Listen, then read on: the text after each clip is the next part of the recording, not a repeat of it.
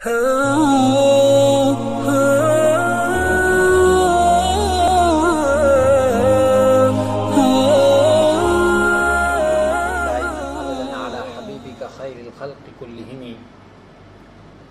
باللہ من الشیطان الرجیم بسم اللہ الرحمن الرحیم کیف تکفرون باللہ وکنتم امواتا فاحیاکم ثم یمیتکم ثم یحییکم ثم الیہ ترجعون هو الذی خلق لکم ما فی الارض جمیعا ثم استوى الى السماء فسواهن 7 سماوات وَهُوَ بِكُلِّ شَيْءٍ عَلِيمٌ۔ اللہ کی نعمتوں کا تذکرہ چل رہا تھا اور اسی کے ضمن میں ایک اللہ کی نعمت کو بھی بیان کیا گیا اور ساتھ ساتھ میں آخرت کے عنوان پر بھی روشنی ڈالی گئی اختصار کے ساتھ، چونکہ سورہ بقرہ جو ہے یہ بعد کی صورتوں میں سے ہے جو بعد میں نازل ہوئی، اور اس سے پہلے آخرت کے مضمون پر کافی صورتیں کیا ہو گئی ہیں، نازل ہو چکی تھی، لہٰذا وہاں تفصیل آ گئی تھی، تو یہاں پر خالی اشارہ کرنا کیا تھا، مقصود تھا۔ تو فرمایا کیف تکفرون باللہ وکنتم امواتا، کیسے تم اللہ کا انکار کرتے ہو، وکنتم امواتا، حالانکہ تم مردے تھے، فاحیاکم، تو اللہ نے تمہیں کیا کیا، زندہ کر دیا، فاحیاکم، تو اللہ نے تمہیں زندہ کر دیا۔ اللہ تبارک و تعالیٰ متنبع کر کے فرما رہے ہیں کیف تکفرون باللہ، کہ تم اللہ کا انکار کیسے کر سکتے ہو، حالانکہ اللہ کے تمہارے اوپر ایسے انعامات اور اکرامات ہیں کہ اگر تم ان پر غور کرنے لگ جاؤ تو تمہیں شرم آ جائے گی کہ تم کن چیزوں کے سامنے سر جھکاتے ہو۔ کیف تکفرون، کیسے تم کفر کرتے ہو، باللہ، اللہ کا، وکنتم امواتا، حالانکہ تم مردے تھے، فاحیاکم، تو اللہ نے تمہارے اوپر انعام کیا کہ اللہ نے تمہیں کیا کیا، زندہ کیا۔ تم مردے تھے، اللہ نے تمہیں کیا کیا، زندہ کیا۔ اس کا کیا مطلب ہے؟ بخاری اور مسلم شریف کی روایت ہے کہ آپ صلی اللہ علیہ وسلم نے فرمایا الارواح جنود مجندہ، کہ روحیں جو تھی وہ جمع شدہ لشکر تھی، جمع کیا ہوا کیا تھی، ایک ہی جگہ لشکر تھی، جمع کر کے رکھی ہوئی تھی۔ پھر اللہ تبارک و تعالیٰ نے ان سے عہد لیا، کون سا عہد، الست بربکم، کہ اقرار کرایا کہ کیا میں تمہارا رب ہوں، تو سب نے کہا کہ ہاں آپ ہمارے کیا ہیں، رب ہیں۔ اس کے بعد ساری کی ساری روحوں کو سلا دیا گیا، تو اسی سونے کو مردہ ہونے سے کیا کیا گیا، تعبیر کیا۔ پھر انسان ماں کے پیٹ میں جب انسان کی نشو و نما ہوتی ہے، بچہ پیدا ہوتا ہے، اور یہ روایت بھی مسلم بخاری اور مسلم شریف میں ہے، حضرت عبداللہ ابن مسعود رضی اللہ عنہ فرماتے ہیں کہ جب بچہ 4 ماہ کا ہو جاتا ہے تو اس کے اندر روح پھونک دی جاتی ہے۔ تو دیکھیے پہلے وہ مردہ تھا، تو اب جب روح پھونک دی گئی جسم کے اندر تو اب یہ کیا ہو گیا، زندہ ہو گیا۔ ثم یمیتکم، پھر اللہ تم کو موت دے گا، ثم یحییکم، اور دوبارہ اللہ تمہیں کیا کرے گا، زندہ کرے گا۔ ثم الیہ ترجعون، پھر اسی کی طرف تم کیا کیے جاؤ گے، لوٹائے جاؤ گے۔ دیکھیے کبھی کبھی قرآن کریم کا یہ انداز ہے کہ وہ دلائل سے بات کرتا ہے، ٹھیک ہے، تو یہاں پر لوگ اس چیز کا انکار کرتے تھے کہ ان کو دوبارہ زندہ کیا جانا کیا ہے، مشکل ہے، ان کو دوبارہ زندہ نہیں کر سکتا ہے کوئی۔ تو اللہ تعالیٰ نے فرمایا کہ دیکھو پہلے تم مردہ تھے، کہا ہاں تھے، فرمایا اللہ نے تمہیں زندہ کیا، فرمایا ہاں زندہ کیا۔ تو فرمایا جب اللہ مردے کو زندہ کر سکتا ہے، مطلب مار بھی سکتا ہے اور زندہ بھی کر سکتا ہے، تو جب پہلی مرتبہ تمہیں مارا، پہلی مرتبہ تمہیں زندہ کیا، تو دوبارہ یہ کام کرنا کوئی مشکل نہیں ہے، لہذا تمہیں ماننا پڑے گا کہ پھر اللہ تمہیں موت دے گا، ثم یحییکم، تو پھر تمہیں کیا کرے گا، زندہ کرے گا، ثم الیہ ترجعون، پھر اور آخرت کا منظر ہوگا اور اسی کی طرف تمہیں کیا کیا جائے گا، لوٹایا جائے گا۔ هو الذی خلق لکم ما فی الارض جمیعا، وہی ذات ہے الذی خلق لکم ما فی الارض جمیعا، کہ جس نے پیدا کیا تمہارے لیے ما فی الارض، جو کچھ زمین میں ہے، جمیعا، سب کا سب۔ ایک روایت ہے آپ صلی اللہ علیہ وسلم نے فرمایا کہ یہ تمام چیزیں جو ہیں یہ انسان کے لیے پیدا کی گئی ہے، اور انسان کو کس کے لیے پیدا کیا گیا، اللہ کی عبادت کے لیے۔ اور قرآن کریم کی آیت وَمَا خَلَقْتُ الْجِنَّ وَالْإِنسَ إِلَّا لِيَعْبُدُونَ، کہ میں نے جنوں اور انسانوں کو صرف اپنی عبادت کے لیے کیا ہے، پیدا کیا ہے۔ تو اللہ تعالیٰ فرما رہے ہیں کہ تمام چیزیں، انعامات کی بات چل رہی ہے، تو انہی میں سے ایک انعام کہ دنیا میں جتنی چیزیں ہیں، سورج ہے، چاند ہے، ستارے ہیں، دن ہے، رات ہے، پیڑ پودے، زمین، جتنی بھی چیزیں ہیں، یہ تمام کی تمام اللہ نے ہمارے لیے، انسانوں کے لیے کیا کی؟ پیدا کی ہے۔ لہذا ان کو اپنے لیے تمہارا خادم بنایا گیا اور تم ان کے سامنے جھکتے ہو، یعنی جن کو تمہارا کیا بنایا گیا؟ خادم بنایا گیا، تو کیسے تمہارے لیے مناسب ہے کہ تم ان کے سامنے جھکو؟ یہ ساری کی ساری چیزیں تمہارے فائدے کے لیے پیدا کی۔ پھر اللہ تعالیٰ نے آسمان کی طرف توجہ کی، ثم استوى الى السماء، پھر توجہ کیا اللہ نے الى السماء، آسمان کی طرف، فسواہن 7 سماوات، تو اس کو کتنے آسمان بنائے؟ 7 آسمان بنائے۔ وَهُوَ بِكُلِّ شَيْءٍ عَلِيمٌ، اور وہ ہر چیز کو کیا ہے؟ جاننے والا ہے۔ وَإِذْ قَالَ رَبُّكَ لِلْمَلَائِكَةِ إِنِّي جَاعِلٌ فِي الْأَرْضِ خَلِيفَةً، انسان کے اوپر ایک بہت بڑا انعام ہوا اور اس کا ایک واقعہ یہاں پر بیان کیا گیا۔ وَإِذْ قَالَ، اور یاد کرو، قَالَ جب کہا، رَبُّكَ تیرے رب نے، لِلْمَلَائِكَةِ فرشتوں سے، إِنِّي جَاعِلٌ فِي الْأَرْضِ خَلِيفَةً، کہ میں بنانے والا ہوں زمین میں ایک نائب، خلیفہ نائب، اللہ کے احکام کو نافذ کرنے والا، خود بھی مانتا ہو اور دوسرے لوگوں کو بھی اس پر عمل کرنے کی کیا کرتا ہو؟ تلقین کرتا ہو۔ قالوا اتجعل، تو فرشتوں نے کہا، اتجعل فیہا من یفسد فیہا ویسفک الدماء، کیا تو بنائے گا فیہا، اس میں، من اس کو، یفسد فیہا جو فساد کرے گا، فیہا اس زمین میں، ویسفک الدماء اور وہ کیا بہائے گا؟ خون بہائے گا۔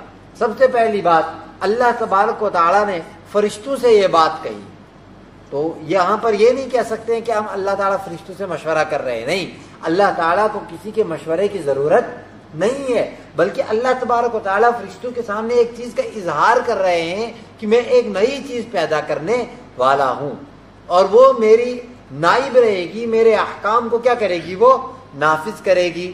جہاں پر ظلم ہوگا وہاں پر وہ انصاف کو کیا کریں گے؟ قائم کریں گے۔ قالوا، فرشتوں نے کہا، اتجعل فیہا من یفسد فیہا ویسفک الدماء، کیا آپ اس مخلوق کو بنائیں گے جو زمین میں فساد مچائے گی، جو زمین میں خون بہائے گی؟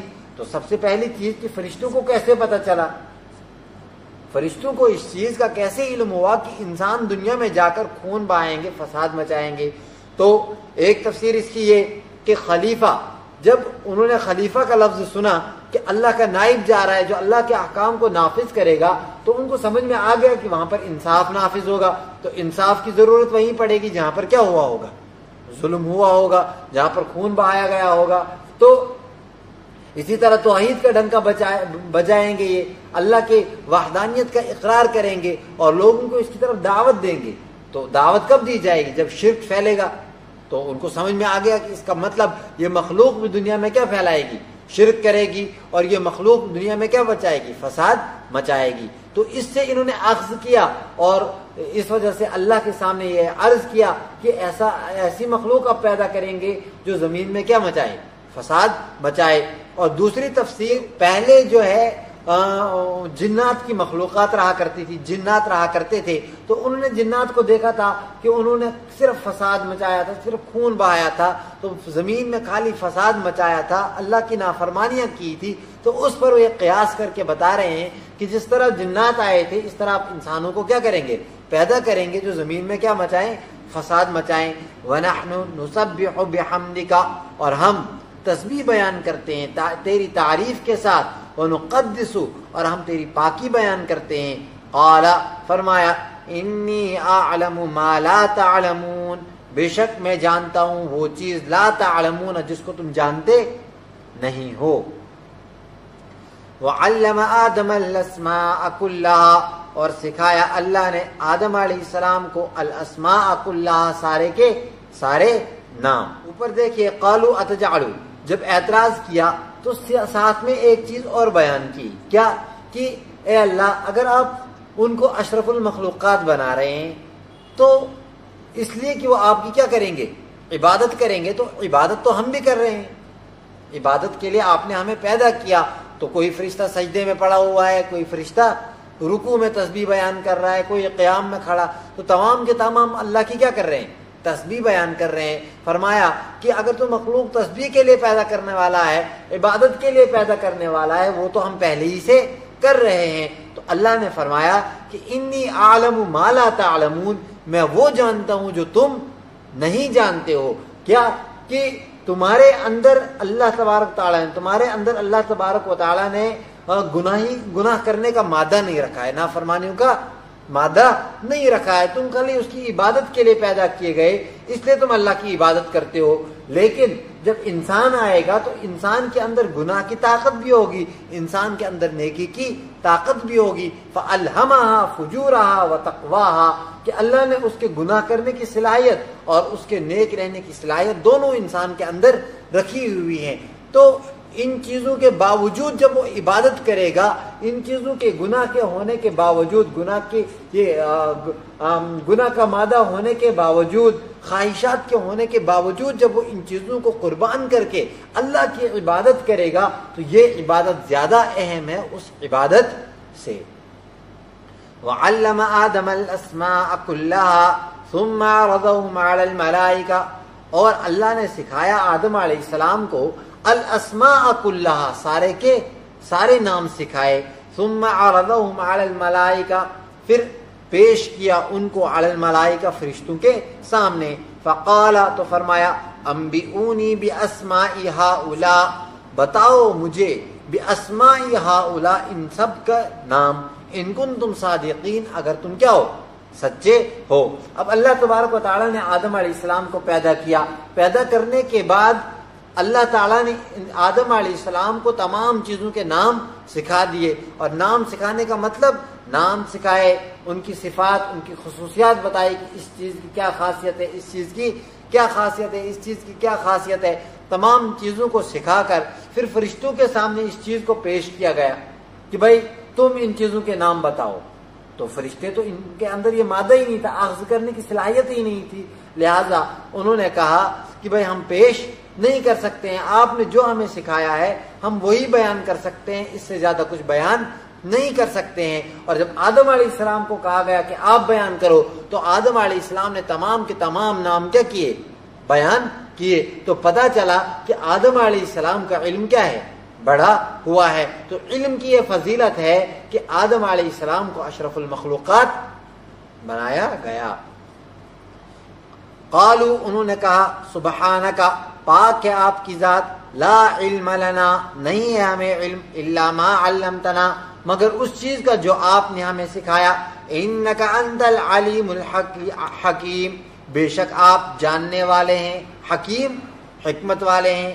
قال یا آدم، فرمایا اللہ نے اے آدم، انبئہم، آپ بتاؤ ان کو باسمائہم، ان کے ناموں کے بارے میں، تمام چیزوں کے نام۔ فلما انبأہم، تو جب بتایا آدم علیہ السلام نے ان کو باسمائہم، ان کے ناموں کے بارے میں، قال، اللہ نے فرمایا الم اقل لکم انی اعلم غیب السماوات والارض، کیا نہیں کہا تھا میں نے تم سے، انی، بے شک میں جانتا ہوں آسمانوں اور زمین کے غیب کو، وَأَعْلَمُ، اور میں جانتا ہوں اس چیز کو، مَا تُبْدُونَ، جس کو تم چھپاتے ہو، وَمَا كُنْتُمْ تَكْتُمُونَ، اور جس کو تم کیا کرتے ہو، مَا تُبْدُونَ، جس کو تم ظاہر کرتے ہو، وَمَا كُنْتُمْ تَكْتُمُونَ، اور جس کو تم چھپاتے ہو۔ فرشتے کون سی چیز ظاہر کرتے تھے اور کون سی چیز چھپاتے تھے؟ مفسرین کا خیال ہے، بعض مفسرین کا، کہ فرشتے یہ سمجھتے تھے کہ اللہ تعالیٰ انسانوں کو جب خلیفہ بنائے گا تو یہ نائب بن جائیں گے، تو اشرف المخلوقات بن جائیں گے۔ جب یہ اشرف المخلوقات بنیں گے عبادت کی وجہ سے، اور ہم پہلے ہی سے عبادت کر رہے ہیں، لہٰذا ہم بھی اشرف المخلوقات ہو سکتے تھے۔ تو اللہ نے ثابت کر کے دکھایا کہ نہیں، اشرف المخلوقات آدم علیہ السلام ہی ہو سکتے ہیں۔ اللہ تعالیٰ سننے سے زیادہ عمل کی توفیق نصیب فرمائے، قرآن کو سیکھنے، سمجھنے اور اس پر عمل کرنے کی توفیق نصیب فرمائے۔ وآخر دعوانا ان الحمد للہ رب العالمین۔